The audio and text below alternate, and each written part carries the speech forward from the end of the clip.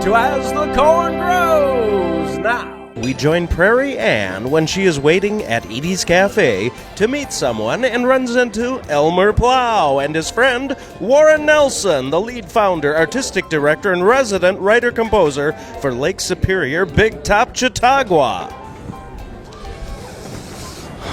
Gee, Prairie Ann, I'm glad I ran into you. Warren and I here, we just decided to get a bite to eat. You know Warren Nelson. He's the lead founder, artistic director, and writer and composer of the Lake Superior Big Top Chautauqua. Oh, Elmer, I'm really glad I ran into you today, but I'm meeting someone else here for breakfast, and you'll have to find out. Did you say Warren Nelson? The lead founder, artistic composer, director of the Lake Superior Big Top Chautauqua? Giddy up! Wait, Warren, I need to talk to you because I'm going to be a big star too. And I thought maybe we could... Elmer, did you say they have hash browns here? Oh, let me tell you, Edie's has the best breakfast in these parts. I'm telling you, these hash browns, they make your mouth water just thinking about it. Oh, I just love hash browns. Mr. Nelson. Sorry I'm late, but we need to talk about your performance at Our Story Studios. Okay. Wait, Warren! Oh, Elmer, that could have been my big break. Why did Warren Nelson have to come into my life today of all days? Elmer, you have to listen. We don't have much time. Do you really think Urban Katie can be a farmer? oh, that Urban Katie, Prairie, she is quite the girl. You should see her face light up when she talks about the farm. And the hair, the long, beautiful, wavy hair, oh. Yes, eyes, beautiful hair, quite the girl. But enough about her. Elmer, do you like my new hat? I'm going to expand my hat collection because, I'm going to be the biggest thing to ever hit these parts.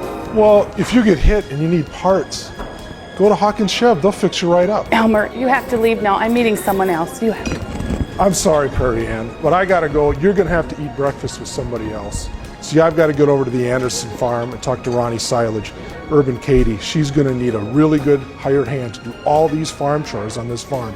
And Ronnie Silage is perfect. I know he had this terrible crossbreeding accident, which was against all farm safety manuals, but I'm willing to forego that. So I got to get going and talk to Ronnie. We'll see you later. Hey, Elmer, how about if we go to the fair this weekend in Albert Lee? We could go through the barns and we could buy some mini donuts. Later that day. Well, Missy, this better be good. I'm a truck driver short. I got chicken crap piling up in the shed. Hey, how about some coffee? Well, Cousin John, what a surprise running into you here today. What do you mean? You called me. Shh, keep your voice down. And what's this? I hear Mrs. Swanson telling me about you and Aunt Minnie all lovey-dovey at County Market. Wait. That's not true. I ought to sue that old battle axe for slander. Is that what you called me here for? Settle down, Cousin John. You're scaring the customers.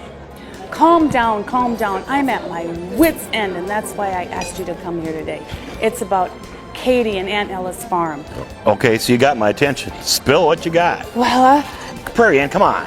Well, I know Aunt Ella had to borrow for that combine last year, and... I don't have all day, Prairie Ann. Well, Cousin John, you own the bank, and what would happen if Katie can't pay off Aunt Ella's loan? Well, then she'd probably have to sell me back the farm. But she's got, with the crops she has and that livestock, there's no way she couldn't make the payments. Yeah, but what if something happened to the crops, and what if a wrestler got in the herd? Hold on there, what are you talking about? I thought you and Katie were thick as thieves. We are, Cousin John, but it's Elmer. Plow? Oh, I get it. He doesn't know you exist. Katie waltzes into town, all of a sudden Cupid's in the air for Elmer and Katie. All right. Do you want to help me send Urban Katie packing, or don't you? What'd you have in mind? Well, this is the plan. Well, isn't that a fine kettle of fish? Will Prairie Ann really go into cahoots with Cousin John? Will Norma the waitress tell Katie who she saw having coffee together? And will Cousin John stick Prairie Ann with a check